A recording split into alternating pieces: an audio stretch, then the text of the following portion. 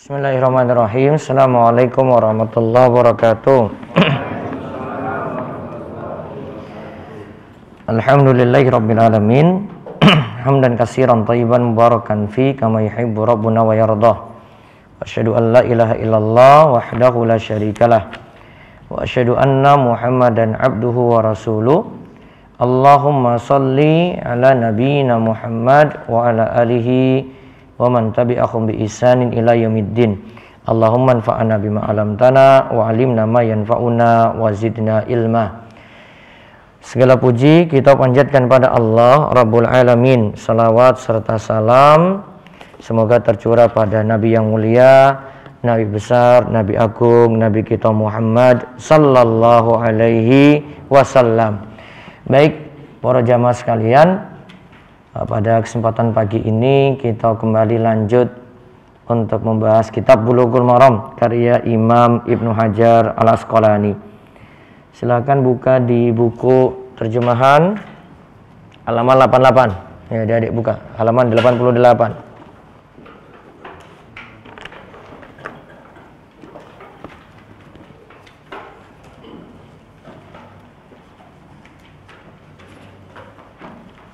Halaman 88, hadis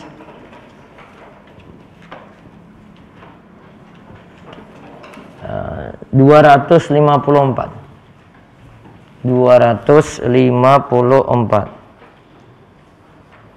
Kemarin telah kita bahas ada hadis yang menyebutkan kalau kita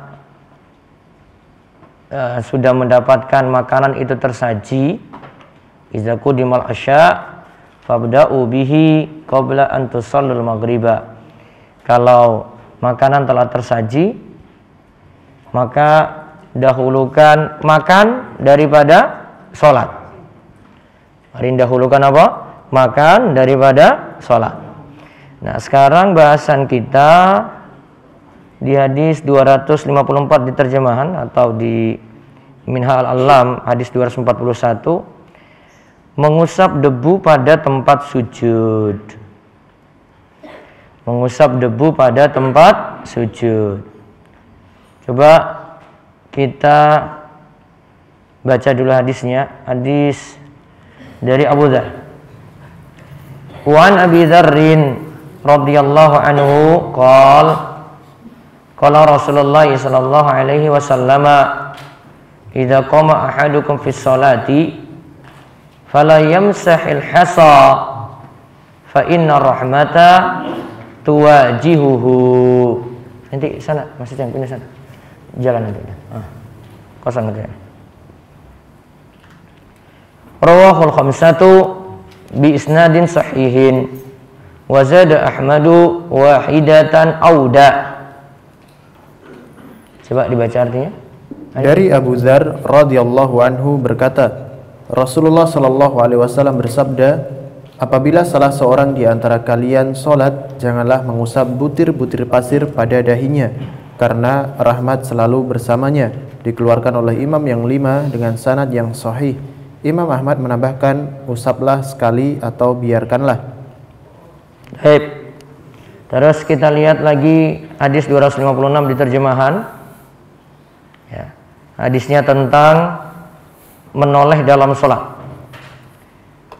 An Aisyah radhiyallahu anha qalat, sa'altu Rasulullah sallallahu alaihi wasallam an iltifati fi sholati faqala huwa ikhtilasun yakhtalisu syaitanu min sholatil abdi. Rawahul Bukhari wa Tirmidzi wa sahahahu. Iyaka waltifati fi sholati fa innahu halakatun fa in kana falabud fa fit tatawwu'i.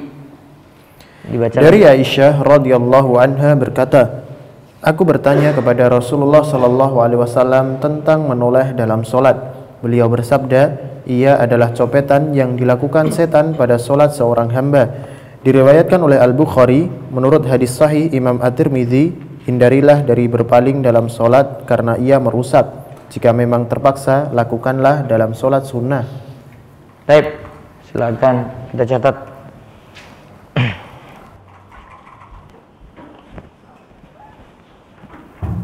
Ya, Dede buka catatan ya.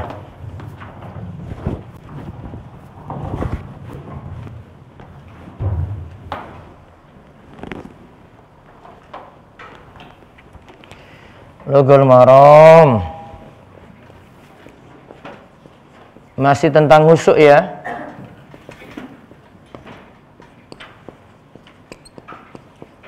Khusyuk dalam sholat. Yang pertama kita bahas tentang mengusap debu pada tempat sujud.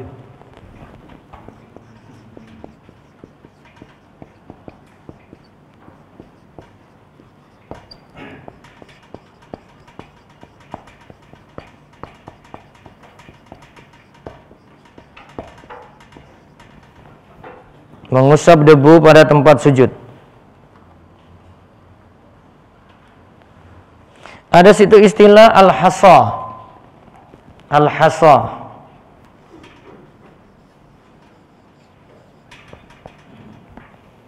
Al-hasa. Butiran kecil.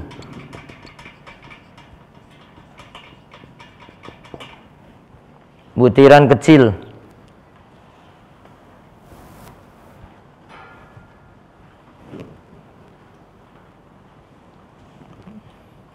Ya, ada sebut al-hasa, butiran kecil. Kelihatan garis ki? Mboten. Oh, pindah sini loh.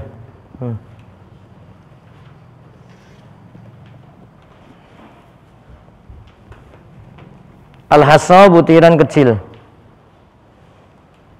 Jadi yang dimaksud itu tidak mengusap butiran pasir pada tempat sholat karena di hadapannya saat sholat ada rahmat. Jadi orang yang sholat tidak menyebutkan diri dengan mengusap tanah pada tempat sujud. Ini misalnya tempat sujud saya depan ya. Terus saya lihat ada debu. Kalau ada sesuatu depan, apa kesibukan kita kalau mau turun sujud? Kesibukan kita apa? Pas mau turun sujud langsung apa ini? Biasanya bersihkan debu dulu. Bersihkan dulu. Nah, biasanya dia sibuk turun. Terus nah, baru dia sujud. Gitu nih. Nah, di sini dikatakan tadi, apabila salah seorang di antara kalian sholat, janganlah mengusap butir-butir pasir pada dahinya. Ya. Kalau yang dimaksudkan sini pada tanahnya sebenarnya, pada tempat sholat. Berarti di sini yang dimaksud jangan ya mengusap butiran pasir pada tempat sholat. Mengusap butiran pasir pada tempat sholat. Ini lagi bukan bahas di dahinya ya, tapi tempat sholatnya. Nanti nggak kelihatan, pindah sini Pak. Orang yang jalan. Siapa suruh telat?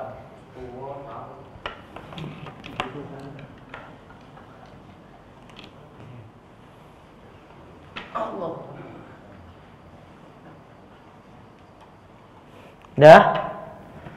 Jangan mengusap butiran pada tempat sholat. Kita lagi nggak bahas dahi ya. Nanti sebentar saya singgung tentang dahi. Jangan mengusap butiran pada tempat sholat.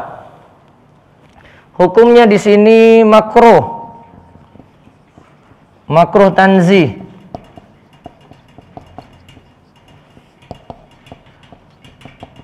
Makruh itu kalau makruh tanzih disebut dalam istilah yang lainnya ya makruh. Karena ada makruh, ada dua, makruh tanzih, makruh tahrim. Artinya baiknya tidak dilakukan. Namun kaidah makruh itu, ingat ya, kaidah untuk makruh dibolehkan ketika ada hajat. Dibolehkan ketika ada hajat.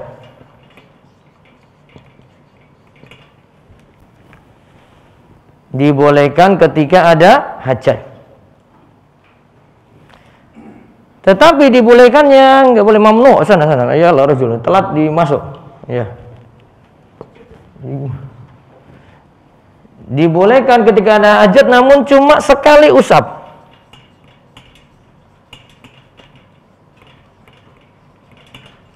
Sekali usap saja. Dia nggak boleh berulang kali di situ.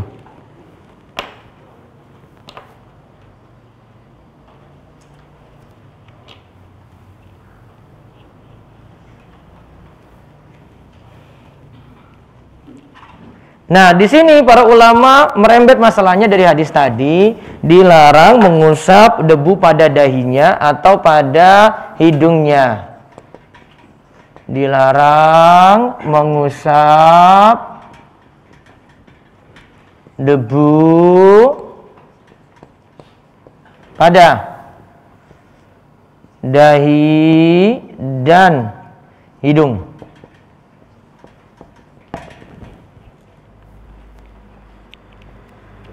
Pada dahi dan hidung. Sudah? Ya, tadi hukumnya apa? Makruh tanzih. Terus dibolehkan ketika apa? Ada hajat. Tapi cuma sekali usap. Ada hajat ya. Waduh, terlalu parah banget di bawah itu. Harusnya kan sebelum sholat. Atau mungkin ke bawah angin gitu. Turun satu,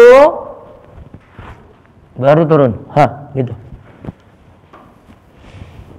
Nah, tolong ada beberapa kaitan di sini. Yang pertama, cara sujud. Yang kedua, tentang banyak gerakan.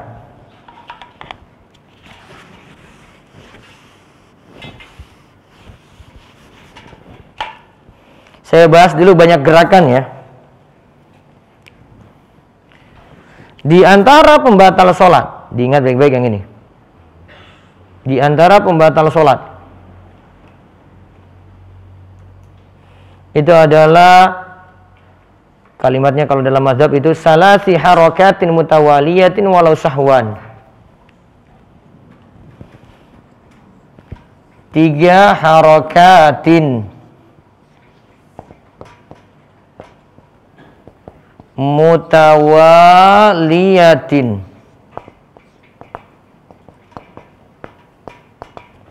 walau sahwan.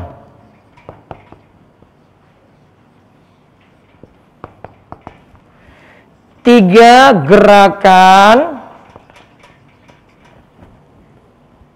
Ingat ada kalimat mutawaliyat,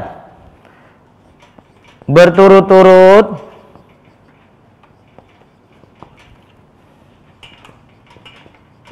Walau lupa. Walau lupa. Nah, ini saya ingin terangkan kalau 3 gerakan ini biar tidak dipandang berlebihan ini. Ini aturan dalam mazhab. Lihat ya, yang batal sholat. Karena tadi ada gerakan tambahan soalnya. Batal sholat jika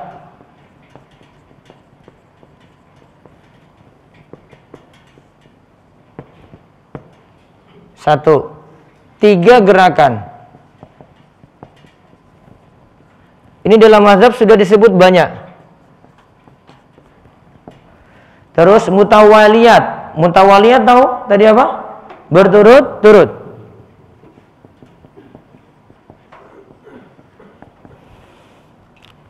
Terus ingat, di sini bukan dalam keadaan darurat berarti. Ada kalimat lagi.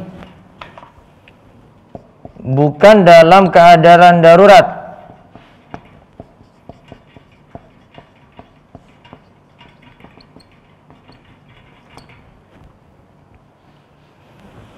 Terus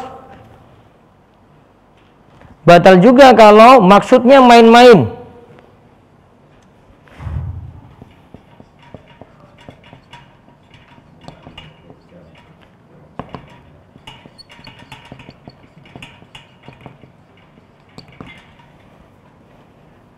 Ya, batal sholat jika 1 apa?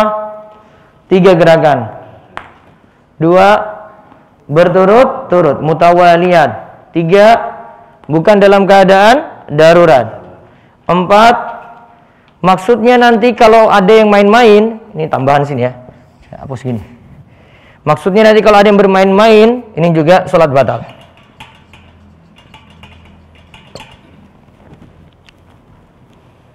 Perhatikan ini baik-baik. Lihat. 1, 3 gerakan. 3 ya. Tapi ada syaratnya apa? Selanjutnya apa? Berturut-turut. Jadi jangan hitung 3 ini dalam 1 rakaat atau di rakaat berbeda. Namun kalau nyambung. Ya, namun kalau nyambung. Dia gerak, ini tidak ada kaitannya dengan sholat. 1, 2, 3 main-main gitu, dia kayak olahraga gitu ya, gitu. Berturut-turut ya, bukan dalam keadaan darurat. Dalam keadaan darurat, gatal diapain? Kalau kita sholat gatal diapain? Garuk. Kalau dalam keadaan darurat nggak masalah berarti. Jadi sini gatal. Orang masalah Pak, mau 3 kayak gimana mau ini? Ini kan sebetulnya ini. Salahnya gatal ya, tapi tetap garuk Pak. Terus maksud bermain-main itu jadi batal lagi ya. Maksudnya kalau bermain-main jadi batal. Lihat. Ini Pak Parjo musuhan sama Pak Sudar terus ini. Masuk itu orangnya. Terus main mata aja gitu. Main mata, kedip 1. Nah, beri aba-aba gitu loh. Tapi maksudnya main-main. Kan gak ada kaitan dengan salat J.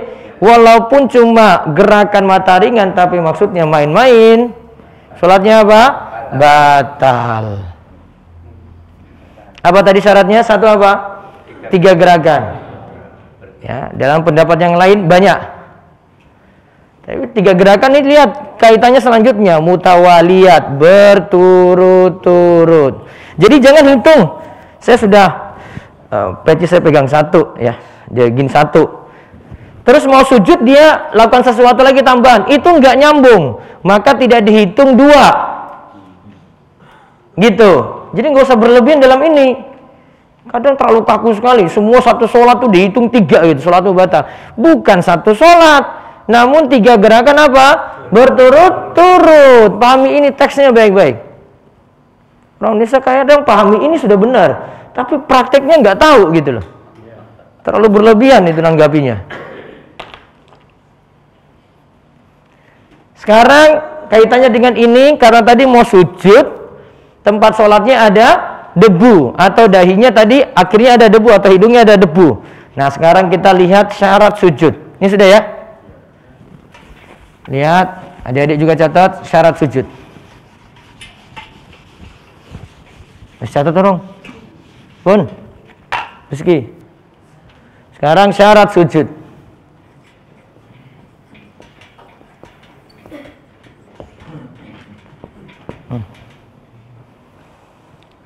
Saya bacakan beberapa syarat sujud di sini. Perhatikan baik-baik. Syarat sujud. Syarat sujud ada 7. Ya, syarat sujud ada 7. Ini semalam saya bahas di Giri Cahyo nih. Ini lengkapnya. Ayyasjuda ala sab'ati a'dha. Sujud pada 7 anggota.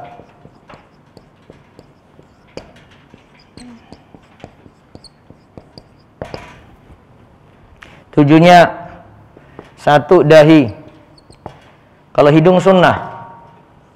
2 dan 3. Nah, itu 2 dan 3. 2 telapak tangan.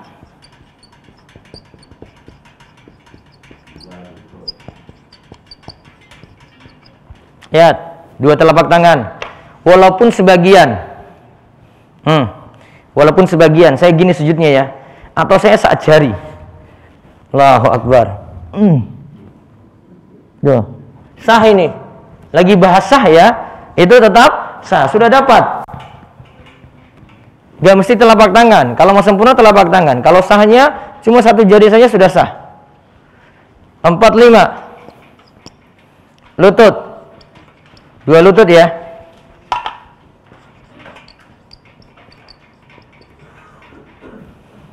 67.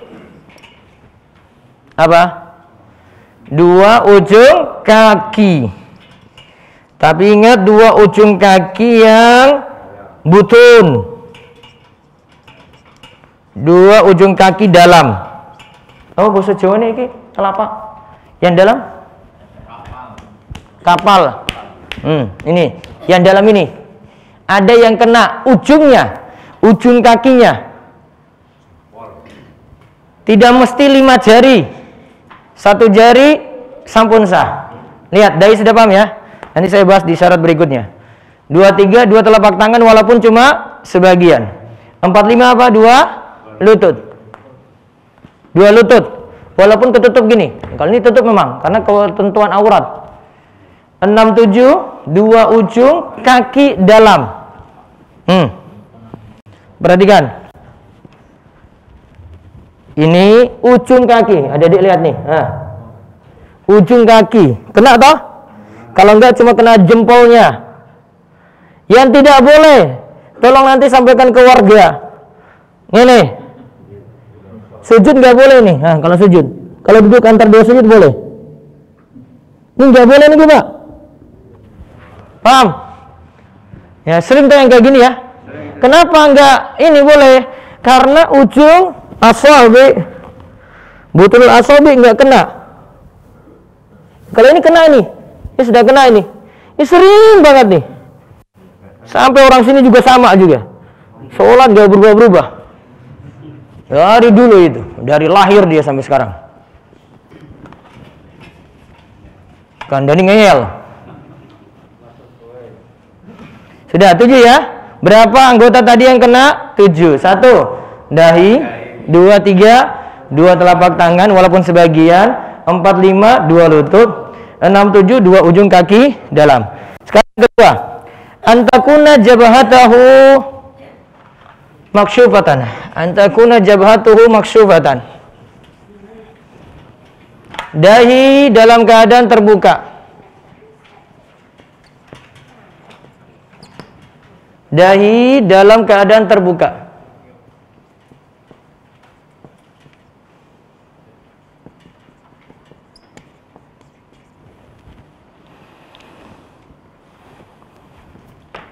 Dahi, lihat. Batas rambut atas, batas alis bawah, pelipis. Ya, ini dahi. Ada yang rata mungkin toh, ada yang lancip gini ada. Ini ya, ini dahi. Antakuna jabhatuhu maksyufatan. Dahi dalam keadaan terbuka. Catatannya lihat. Walaupun juz'an minhu, walaupun sebagian.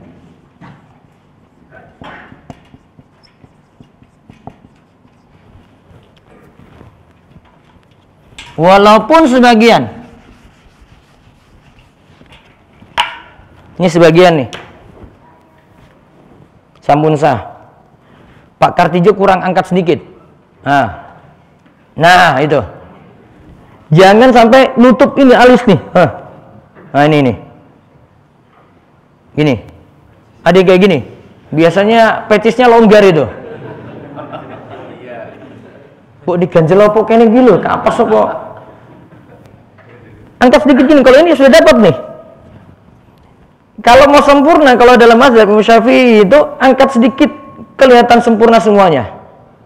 Ini lebih sempurna. Tapi kalau begini sampun sah. Sebagian juz'an minhu. Walaupun apa? Sebagian. Yang nggak boleh gimana tadi? Gini atau ada kain lagi depan. Tuh. Misalnya pakai sorban gitu kan, wong Arab, keliling-keliling masjid ya, nah. Tuh, Allahu Akbar, wah. Padahal salah itu kalau ini. Ini nggak ada yang kena ini dahinya dah. Ada yang kena ini? Nggak ada. Sudah? Nggak boleh ya, nutup ini. Sekarang yang ketiga. At-tahammul bi ra'sihi. Kepala menempel. Menempel itu bukan berarti jidatnya itu ditempel-tempelnya sampai ireng, enggak. Biasa. Seandainya kalau dalam mazhab itu seandainya ada kapas itu kena kalau di lantai. Jadi saya turun biasa. Allahu Akbar. Tahammul nih. Tahammul bi ra'sihi. Ya? Terus yang keempat, adamul huwi li ghairihi. Tidak bermaksud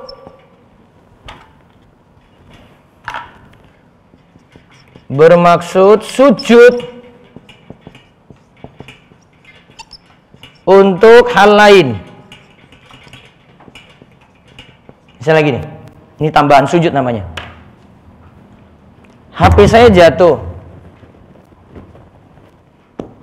Saya dari berdiri lagi baca surat. Ya. Saya lagi baca surat. Terus saya ambil tuh HP itu. Diambil, lagi masih berdiri loh. Diambil. Baru dia naik. Ini namanya turun mau sujud kan? Itu namanya. Kalau gerakannya sujud benar, itu maksud sujudnya itu adalah untuk sujud. Jadi pas dari ruku itidal baru dia mau sujud gitu. Kalau ada maksud tujuan lain ambil HP, itu berarti bukan maksud untuk sujud. Maka sujudnya untuk sujud. Itu ya. Sekarang yang kelima. Allah yasjuda ala syai'in yataharraku biharakatihi. Yang kelima. Tidak sujud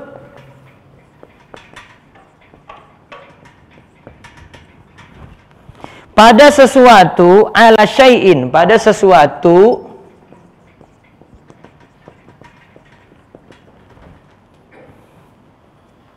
yataharraku biharakatihi, yang bergerak dengan gerakannya.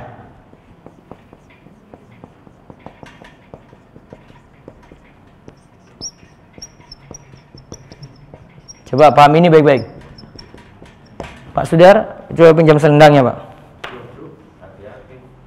Pinjam. Tak balik ke. Iya ya. Nek bojone apik ya oleh kok. Uangnya Arab ya. Ini selendang ya. Nah, lihat. Ini ya. Saya tidak boleh sujud di atas sesuatu yang bergerak dengan gerakannya. Berarti yang bergerak dengan saya. Lihat. Yang nggak boleh. Saya mau sujud ya. Allahu Akbar. Ini dia ambil ini selendang. Apa yang terjadi? Dahinya ketutup apa? Selendang ini. Yataharraku biharakati, bergerak dengan gerakannya. Dia turun. Di bawah ada debu atau apa gitulah. Nggak boleh. Nah, biasanya kalau pada ibu-ibu itu mungkenanya dia sujud di atas mungkenanya sendiri. Berarti yataharraku biharakati. Mungkenanya tadi kan gerak dengan gerakannya. Beda kalau ini saya taruh lantai. Ya kan? Kan dia nggak gerak dengan gerakan saya. Saya turun, saya sujud di atas selendang tadi. Boleh. Atau terpisah. Terpisah. Ada tisu sini. Saya turun sujud, terus saya ambil tisu. Ini turun gitu ya. Nah, terus dia ambil lagi tisu ini. Masih sah. Tapi hati-hati 3 gerakan tadi. Masih 2 gerakan kan? Tapi tidak berturut-turut tadi. Masih gak masalah. Tadi paham ya? Berarti sujud di atas sejadah boleh atau tidak? Boleh. Sujud di atas kasur?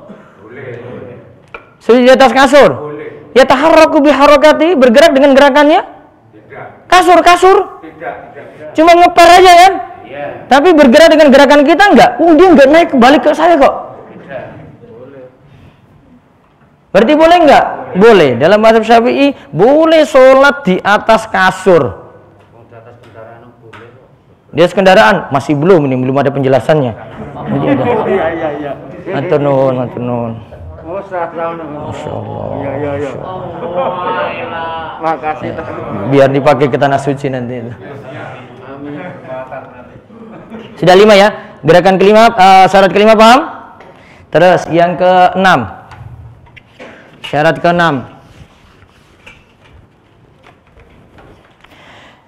Irtifa'u asafilihi ala a'anihi. Ala a'alihi. Kepala itu lebih rendah dari bokongnya. Kepala lebih apa? Rendah ya dari bokongnya. Ini kepala lebih rendah kan? Iya. Nah, iya kan? Ada satu kondisi kepala lebih tinggi bisa? Bisa aja.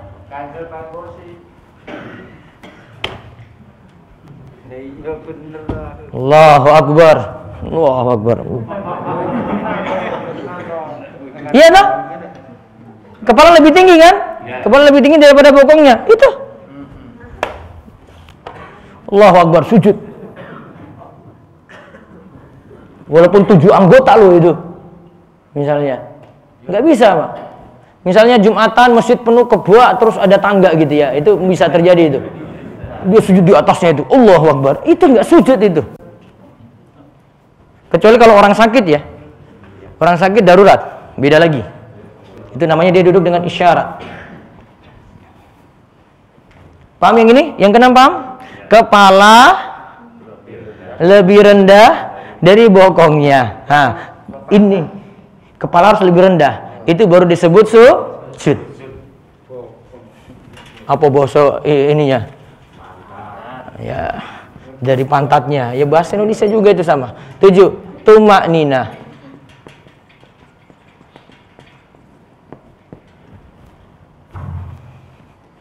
Tumakninah. Yang ketujuh apa? Tumakninah. Tumakninah itu kadarnya diam sejenak atau sekadar ucapan subhanallah.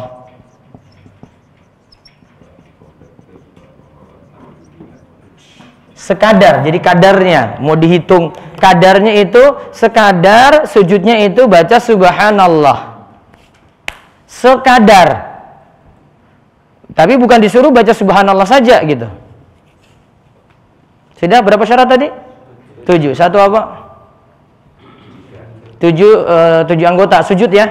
Sujud pada 7 anggota. 2 tadi apa? Dahi dalam keadaan terbuka. Paham dahi dalam keadaan terbuka tadi ya? Tapi tidak sampai harus begini juga. Sempurnanya begitu. Tapi seandainya gini, jangan nutupi apa tadi? Alis.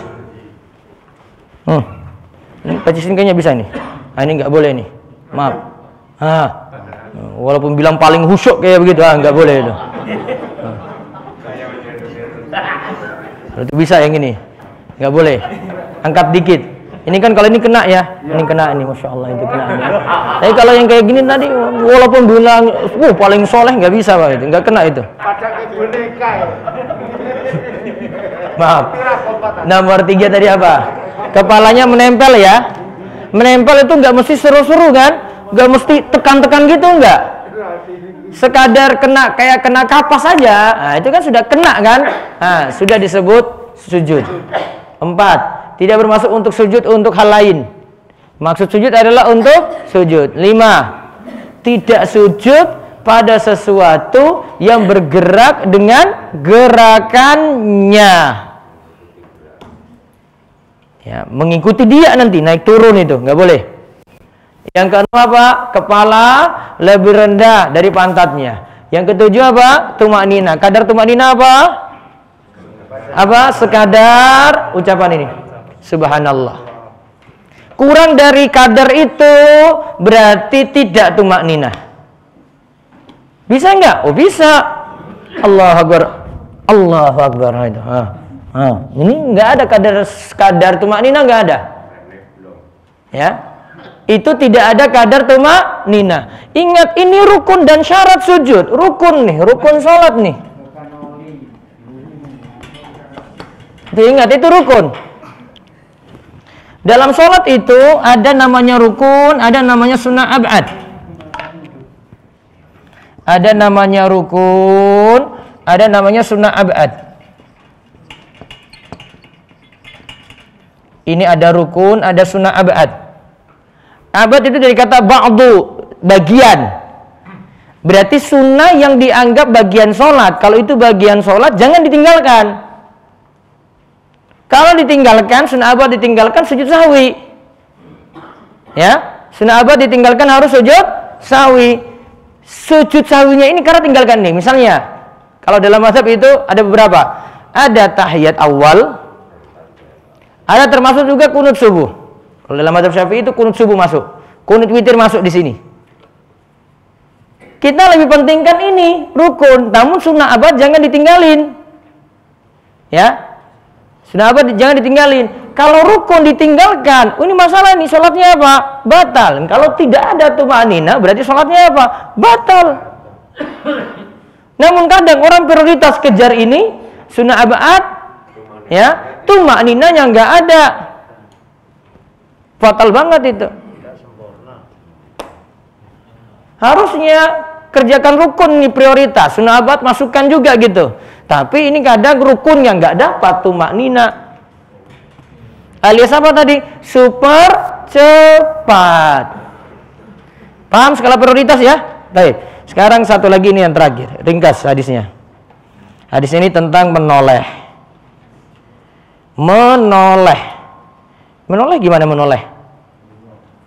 Menoleh gimana kalau menoleh? Dan salat. Tengok.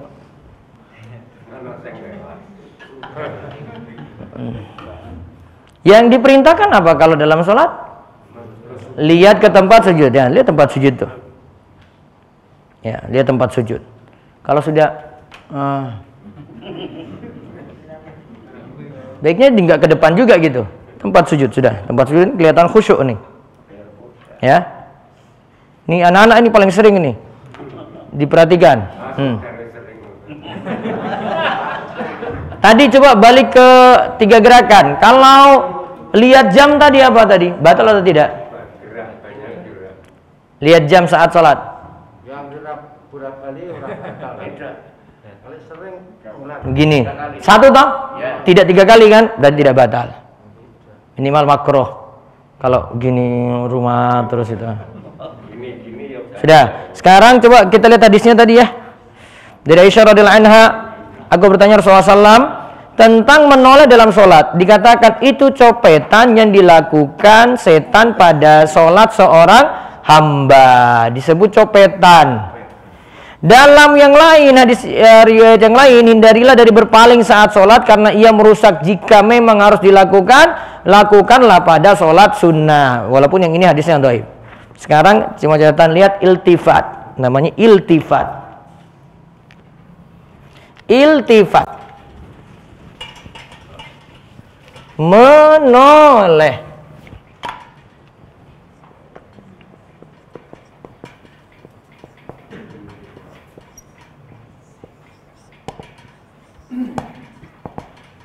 Al-iltifatu, menoleh dalam sholat.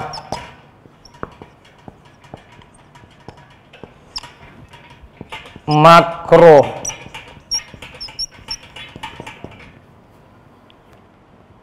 Makruh.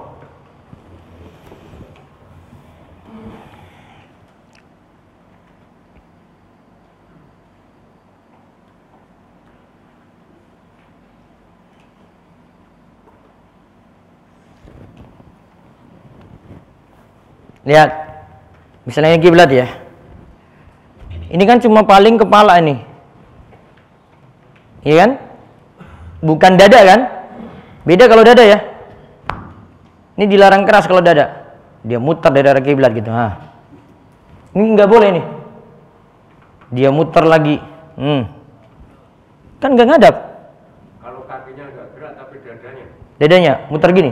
Nggak boleh juga. Nah, tidak ada kiblat nih. Sini kalimatnya, yang dilarang adalah jika badan yang tidak menghadap kiblat, hal itu dihukumi haram, bahkan batalkan sholat. Kiblat ya, misalnya ya, ya muter. Ini ngapain? Coba. Apa ini? Gak boleh kan? Kalau tadi cuma wajah saja, minimal makruh, noleh. Ya, makruh ya, noleh. Makruh itu. Baik.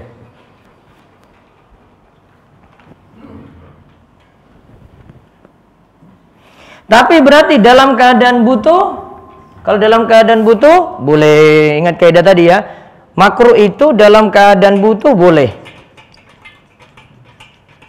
Keadaan butuh itu jadi boleh.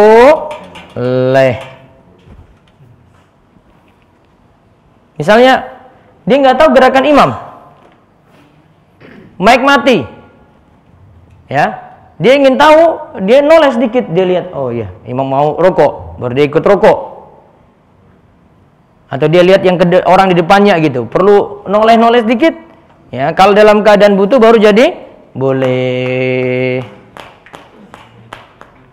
Nah, semuanya tadi kembali ke khusyuk, berarti yang kita bahas tadi itu yang dilarang, kalau dilanggar berarti mengurangi khusyuk. Balik ke pembahasan khusyuk lagi, berarti khusyuk dalam sholat itu ada. Itu dengan kita hindari larangan-larangan. Maka sholat tuh nggak perlu dibuat-buat khusyuknya, Bapak. Ya, nggak perlu kita sampai mantap mengantuk Allahu Akbar, ini nggak ada. Maksudnya kalau dibuat-buat itu malah nanti orang nganggap nggak khusyuk. Allah nilai nggak khusyuk kalau dibuat-buat. Karena kemarin sudah dibahas khusyuk dalam hati. Jadi nggak usah Allahu Akbar. Nggak usah gerakan-gerakan tambahan-tambahan kayak serius-serius gitu, nggak usah. Nyantai tapi sudah menunjukkan gerakan sholat yang benar gitu loh. Parjo biasanya tuh.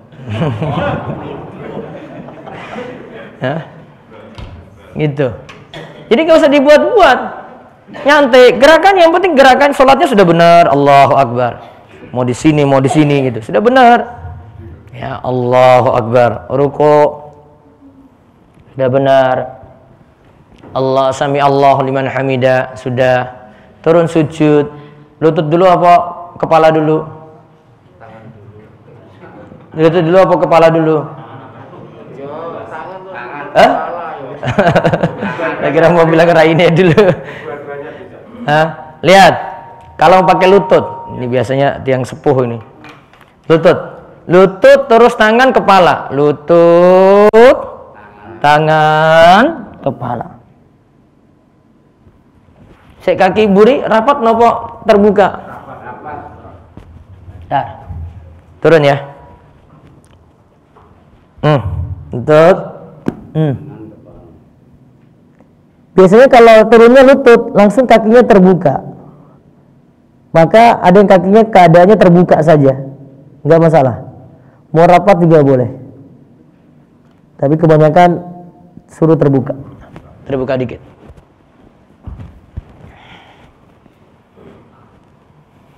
Santai gitu.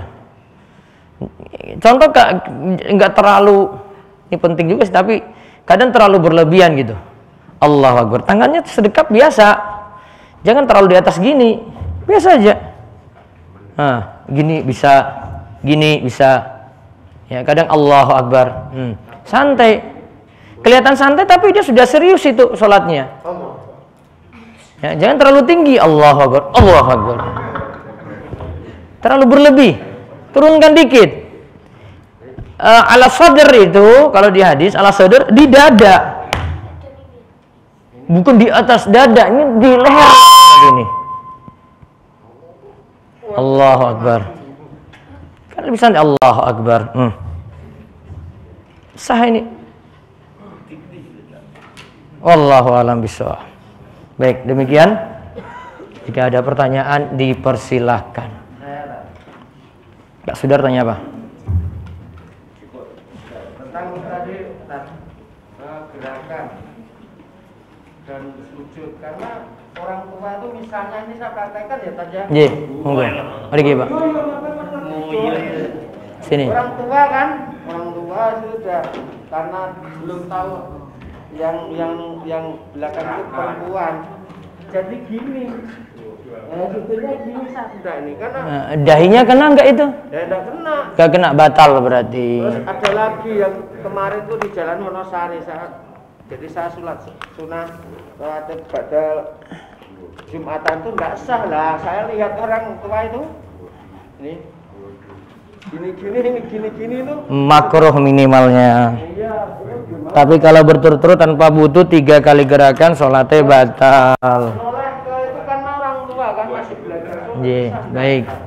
Mudah-mudahan belum tahu dia ya. Ada lagi. Iya, Pak Sulen. Karena sering relawan itu sholat subuh itu kan sering di tanah biasa. Kalau itu kan ada kecil kan sakit juga. Iya. Bahkan dari 1 kali gimana? Kalau darurat saja dibersihkan nggak apa-apa. Dari dahinya atau maksudnya kalau ada tanahnya toh? Nah, kalau darurat saja atau butuh. Ya. Kenapa tadi dimakruhkan untuk mengusap yang ada di dahi juga? Karena ganggu konsen gitu. Kita akhirnya nggak fokus dalam sholat. Fokusnya dahinya terus yang dipikirin nih. Waduh ini kepiye gini-gini terus itu. Nah, itu yang dihindari di sini. Contoh juga. Iya. Darurat kan maksudnya persapian kan. Kadang saat sebelum sholat maghrib itu kan kadang ada panggilan sapi beloyong sholat panggilan itu sama kelahiran sapi itu kan waktunya mepet sebelum maghrib udah setengah jam. Padahal saya untuk batu sapi itu belum selesai ada waktunya maghrib. Kadang kotor itu boleh di jam mana? Tadi mau ngurus suntik sapi ya? Iya. Babaran sapi. Sapi lahiran gitu. Oh, sapi lahiran dibantu juga ya? Waduh, kurang paham berarti aku ini. Lahiran sapi. Lahiran sapi itu dibantu kayak bidannya gitu juga ya? Masya Allah. Kadang lagi orang keluar. Nah, butuh waktu berapa jam itu lahirannya? Belum tentu. Pakai buka 1, buka 2, buka 3 gitu nggak sapi itu? Nah, terus akhirnya Saya jawab karena kotor ini Menyelamatkan nyawa sapi lah. ya tahu paham. Masih ada waktu maghrib nggak? ya itu sudah waktu maghrib Kalau sudah selesai gitu masih ada waktu maghrib? sudah jika ditinggal kalau maghrib berarti masih di situ masih perlu bantuan mesti ya keluar barangnya Nanti anaknya mati kuat jatuh. ya. Seusahakan untuk sholat tepat waktu. Kecuali darurat kayak begitu, jadinya niatannya qadha. Niatannya qadha. Sah kalau darurat. Sebagian mazhab niatin itu jamak. Tapi kalau dalam mazhab qadha jadinya. Dia undur habis waktu. Karena kalau jamak kalau dalam mazhab Syafi'i cuma 3 sebabnya. Safar, terus hujan deras, terus sakit. Sakit yang membuat dia sulit gerak, sulit kerjakan sholat pada masing-masing waktu, sholatnya sambil duduk. Nah kayak gitu. Jamak cuma 3 ini dalam mazhab. Umumnya mazhab Syafi'i cuma 2. Safar, hujan deras. Ditambahkan oleh Imam Nawawi 1 lagi sakit. Tapi kalau dalam mazhab yang lainnya, kalau Ibnu Taimiyah sebutkan jamak itu pokoknya dalam keadaan butuh untuk menjamak. Karena tidak bisa mengerjakan sholat pada masing-masing waktu. Berarti keadaan Pak Sulen tadi bisa niatan jamak, bisa niatan qadha. Tapi niatan qadha saja. Niatannya qadha. Undur ke waktu isya. Nanti kerjakan maghrib dulu, kemudian sholat isya tanpa qashar. Jadi cuma maghrib 3, isyanya tetap 4. Gitu kalau darurat ya. Ada lagi? Iya, Pak Parjo. Assalamualaikum warahmatullahi wabarakatuh. Waalaikumsalam warahmatullahi wabarakatuh.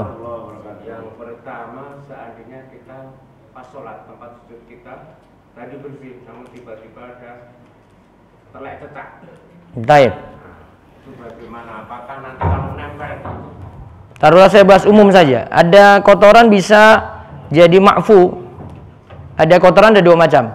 Ada yang ma'fu, ada yang ghairu ma'fu. Ada yang dimaafkan, ada yang tidak dimaafkan. Tidak dimaafkan misalnya darah, kencing. Itu ghairu ma'fu, tidak dimaafkan. Maka harus bersihkan berarti. Kalau itu tempat sholat masih bisa pindah, selangkah pindah.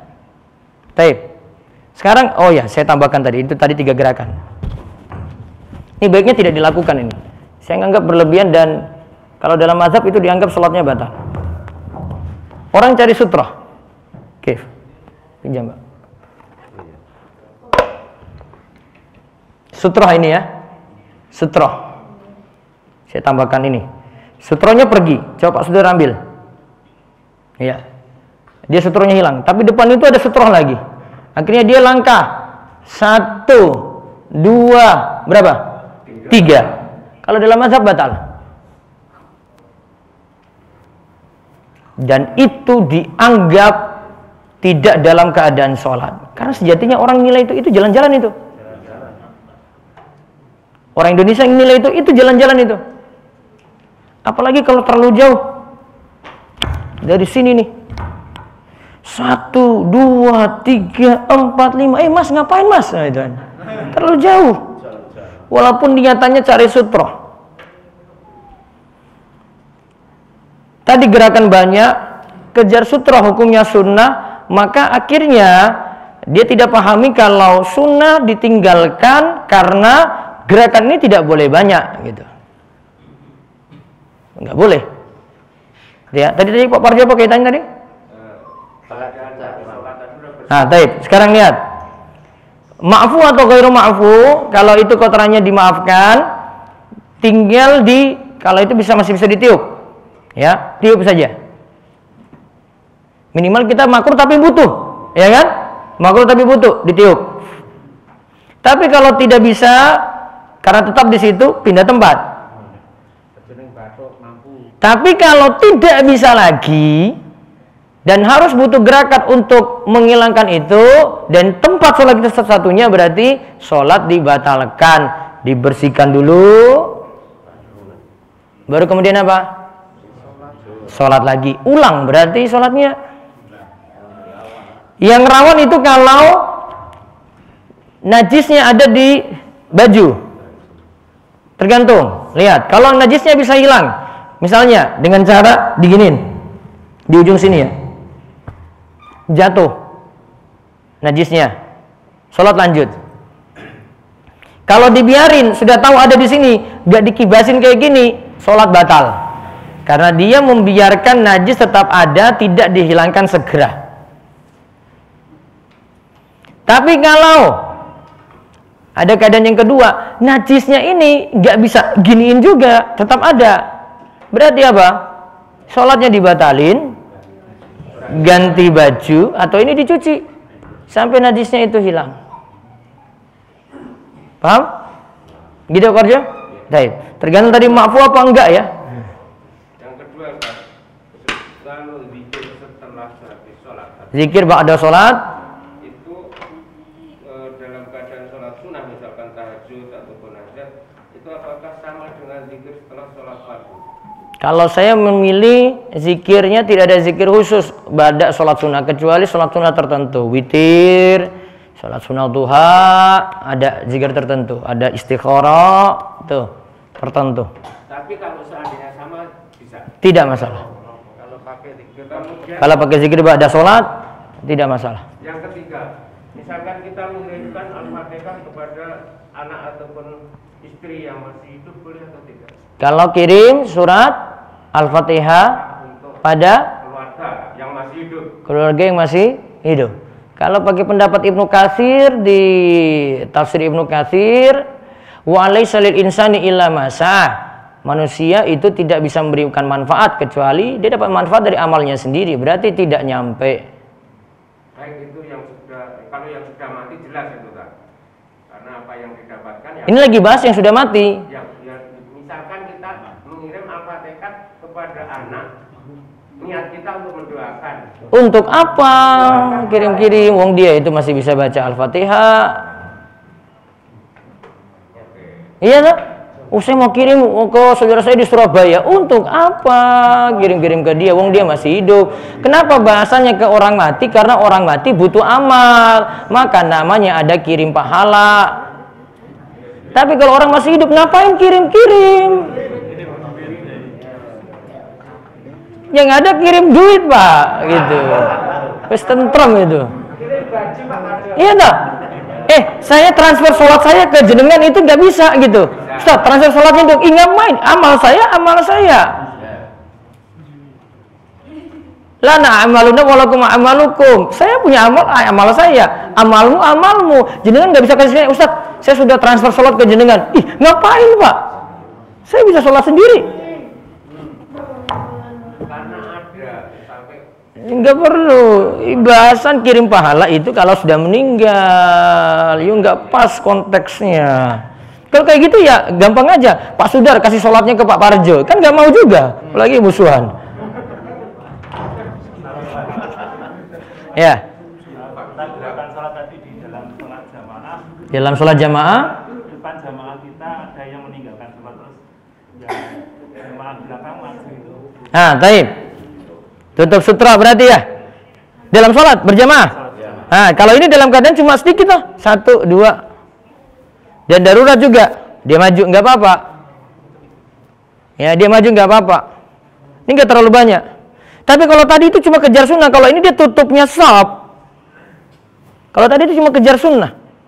Sutra sunnah yang kita bahas kemarin. Itu. Ada lagi? Nggak ada. Sebentar. 2 pertanyaan mungkin dari Zoom.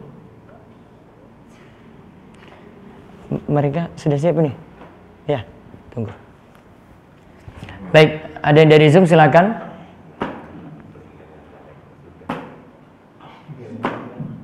Silakan.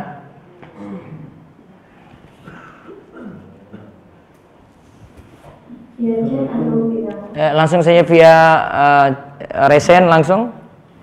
Silakan Assalamualaikum warahmatullahi wabarakatuh, Pak Ustaz. Waalaikumsalam warahmatullahi wabarakatuh. Ini Afwan, Pak Ustaz. Nyimpang dari kemah, boleh? Ya. Soalnya dari kemarin gitu. Ini apakah termasuk riba jika seseorang ditawar?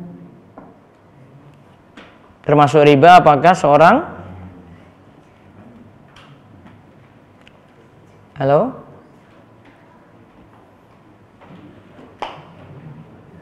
Mati mungkin ya? Iya. Gimana Bu? Diulang Bu? Seseorang ditawarkan, apakah termasuk riba jika seseorang ditawarkan pinjaman uang dari salah satu perusahaan? Terus?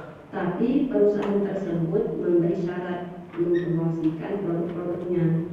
Posisi orang ini sebagai freelance di perusahaan. Terus ada tambahan nggak dalam peminjaman tadi ketika dikembalikan? Tidak. Terus? Cuma meminjamkan aja. Nanti cicilannya gimana? Hah? Cicilannya bagaimana? Tidak ada cicilan Pak Ustaz. Maksudnya seininya aja semampu dia kalau bayar sekian gitu. Tidak ada tambahan. Ya, ada problemnya di mana itu Bu? Kira-kira menurut Ibu? Problemnya dia pokoknya ini mempromosikan, disyaratkan mempromosikan jualannya. Tapi orang ini emang kerja di perusahaan itu freelance. Kalau tidak ada keuntungan, tidak ada manfaat, maka tidak riba di situ Bu. Tapi kalau ada sesuatu dari karena peminjaman itu, pihak yang meminjamkan itu mendapatkan keuntungan atau mendapatkan manfaat, maka riba. Jadi Ada nggak menurut Ibu di situ yang jadi keuntungan dari pihak debitur, pihak yang meminjamkan?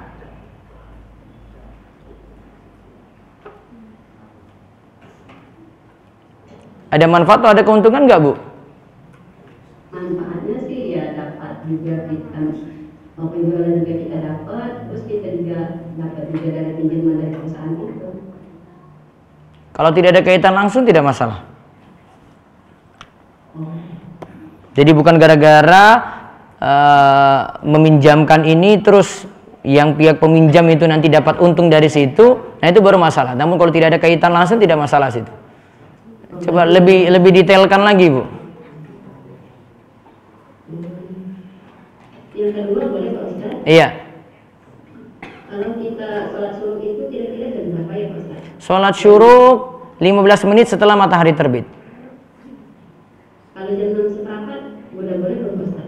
Di tempat Ibu terbit matahari jam berapa? Enggak ada jam sih Pak Ustaz. Kan ada sekarang sudah zaman modern gini, Bu.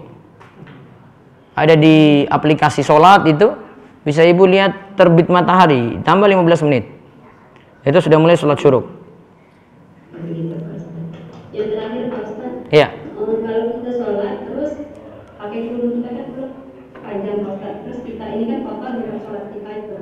Karpetnya kita tebahin gitu. Apakah batal Pak Ustaz?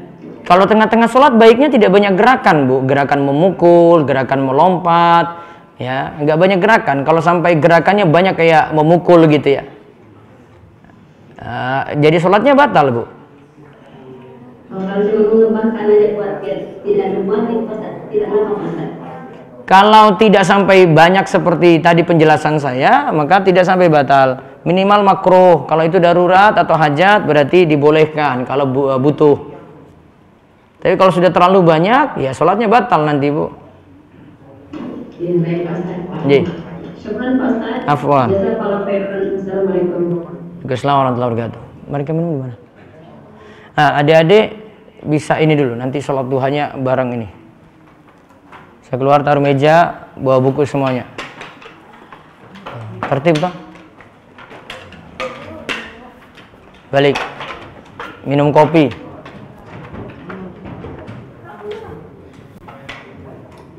Ya. Ada satu lagi.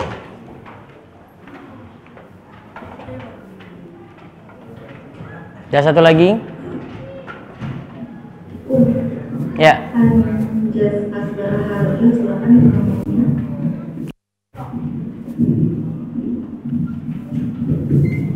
Assalamualaikum warahmatullahi wabarakatuh. Waalaikumsalam warahmatullahi wabarakatuh.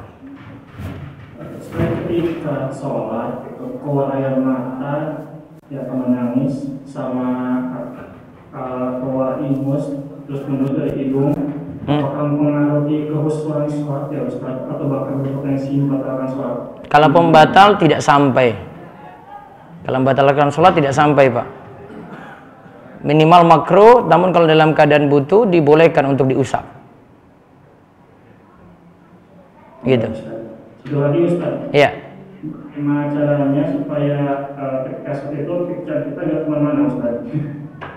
Bagaimana ketika sholat? Pikiran kita itu nggak kemana-mana Ustaz. Nah, kemarin kita sudah bahas tentang khusyuk itu kiatnya. Satu, hilangkan gangguan. Seperti yang kita bahas dalam pembahasan ini.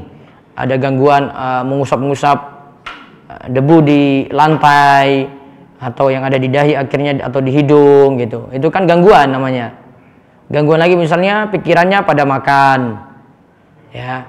Gangguan dihilangkan. Yang kedua adalah agar fokus dalam sholat, bangun kefokusan, yaitu dia renungkan artinya, baca surat dengan benar, pahami, ya. Dia bacaan dia baca dengan tumaknina gitu. Baru kemudian dia renungkan arti-artinya seperti apa, lakukan sholat seperti gerakan Nabi Shallallahu Alaihi Wasallam. Itu baru didapat tumaknina di situ. Dia baru dapat kekhusyuan di situ. Dua itu, dua pokoknya. Yang kita bahas di Bulughul Maram adalah menghilangkan gangguan-gangguan. Baik Ustaz, jazakallahu khairan. Wa yakumullah barik fik. Satu lagi. Silakan. Di Putri.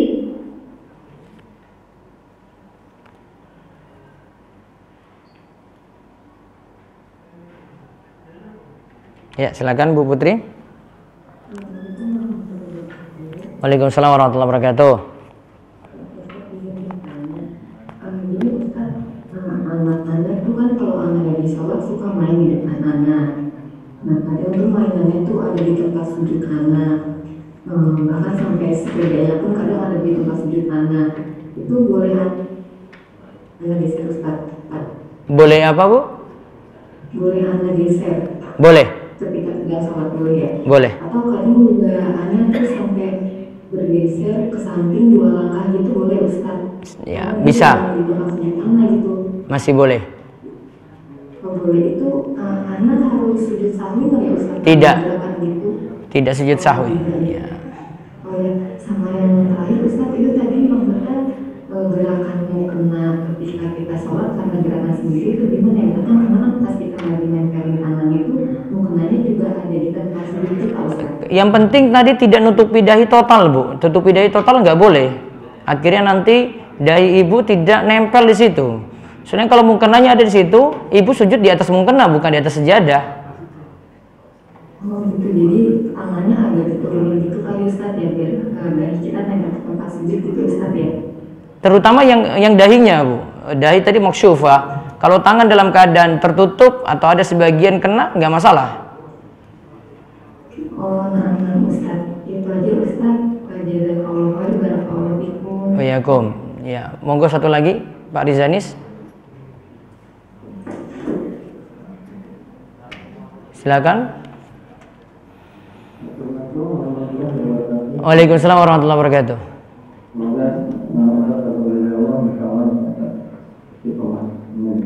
Ya. Karena ibu bertanya kalau untuk sholat itu kan sunahnya al-fatihah dan al-ikhlas ya. Tapi karena mau agak lama itu bisa al-fatihah sama sholat lain terus berikutnya al-ikhlas. Jadi masih boleh nggak kalau sunahnya bisa didapatkan atau tidak boleh dinambah sholat yang lain gitu? Ketika sujud tadi apa ya? Bukan ketika sholat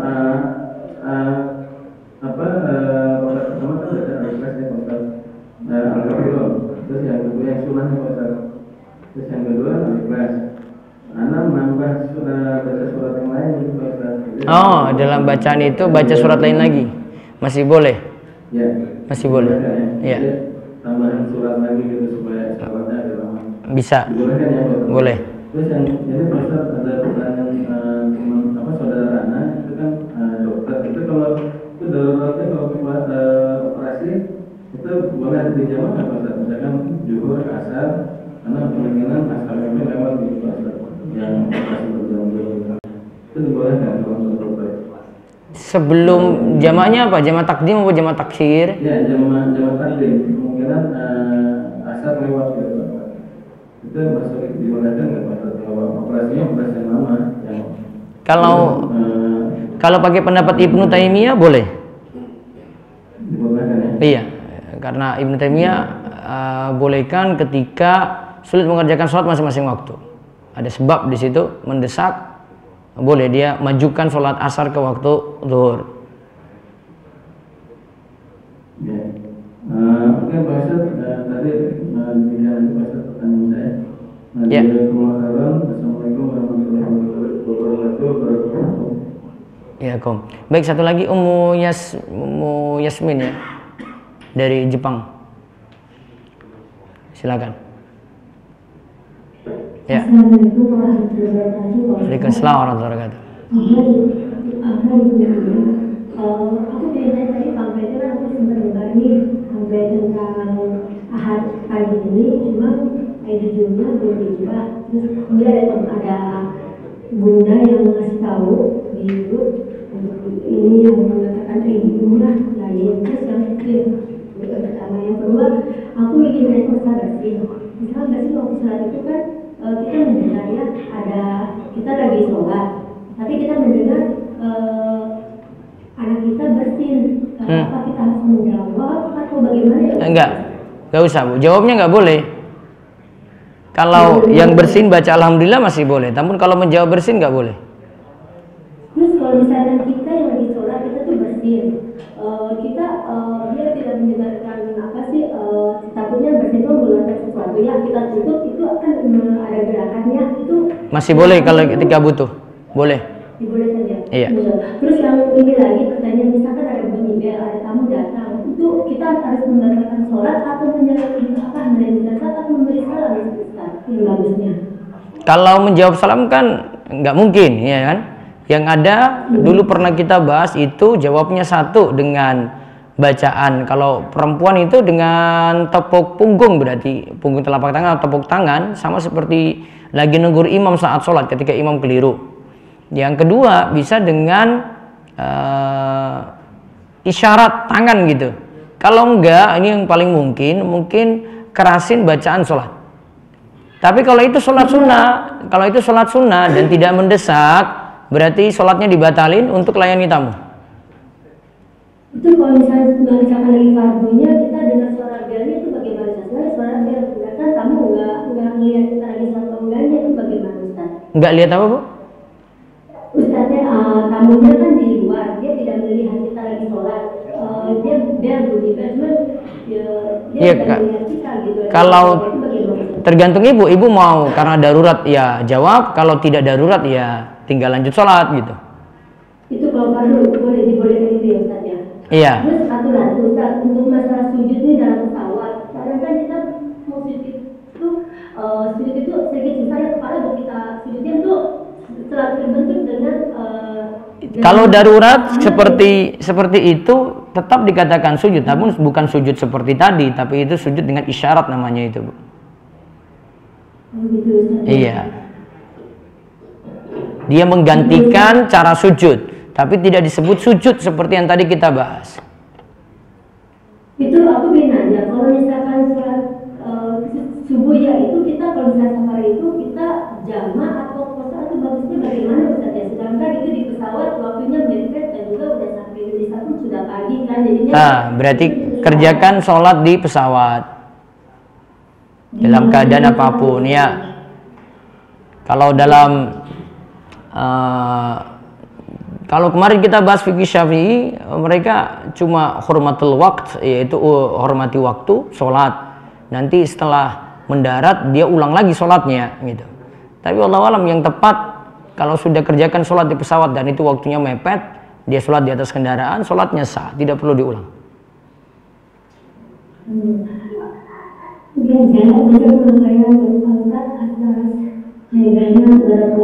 Waalaikumsalam.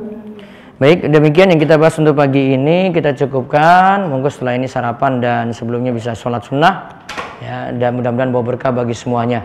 Demikian, nanti pekan depan ada seperti biasa. Semoga bawa keberkahan untuk kita semuanya dan terus diberi istiqomah.